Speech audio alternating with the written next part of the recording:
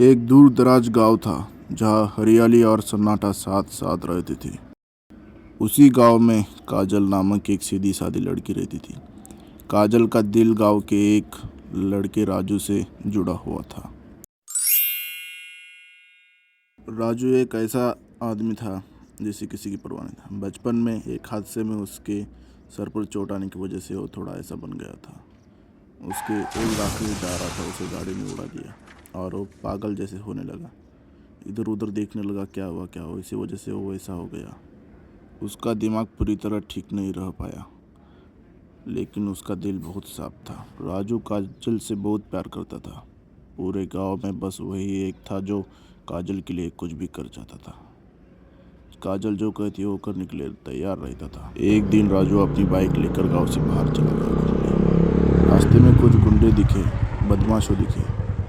राजू को चिढ़ाने लगे, ये तो पागल है, ये तो पागल है, ये तो पागल है, इसे कुछ नहीं आता। राजू को भी गुस्सा आ जाता है।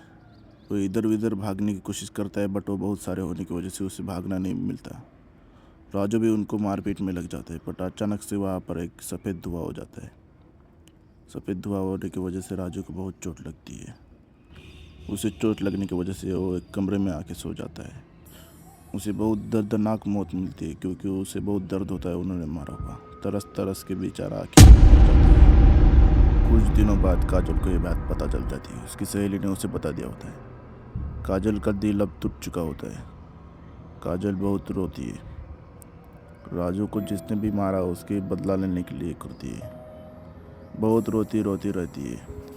काजल को वह बात पता चलने की वजह से वो किसी से बात नहीं करती। घर में अकेले रहती, ना हंसती ना रोती, बस पागलों जैसी हरकतें करती रहती है। कुछ खाने का मन नहीं करता, कुछ पीने का मन नहीं करता। अगर कोई उसे बात करे तो उससे बात भी नहीं करती।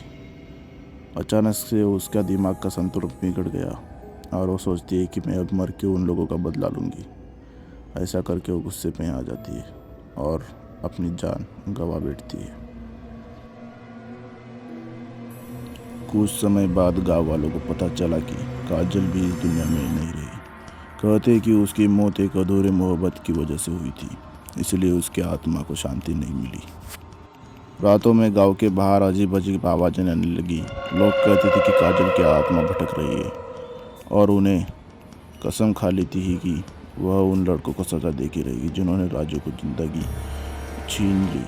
कुछ दिनों बाद उन्हीं गांव का एक लड़का जिन्होंने राजू को मारा था, उसका भी बॉम्ब फटने की वजह से मौत हो जाती है और वो मौत उसे भी दर्दनाक मिलती है। काजल की आत्मा को शांति धीरे धीरे मिलती जा रही थी।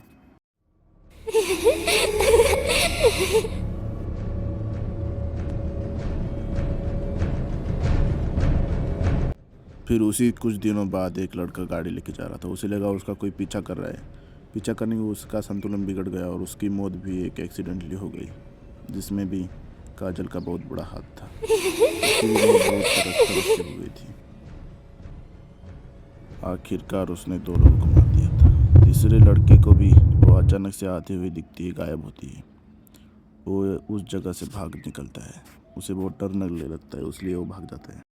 पर काजल ने उसका पीछा करना नहीं छोड़ा था। उसे वश में करके पुल के ऊपर लेके आ गई और उसके पीछे से गायब होती, कभी आती, कभी गायब होती, कभी आती।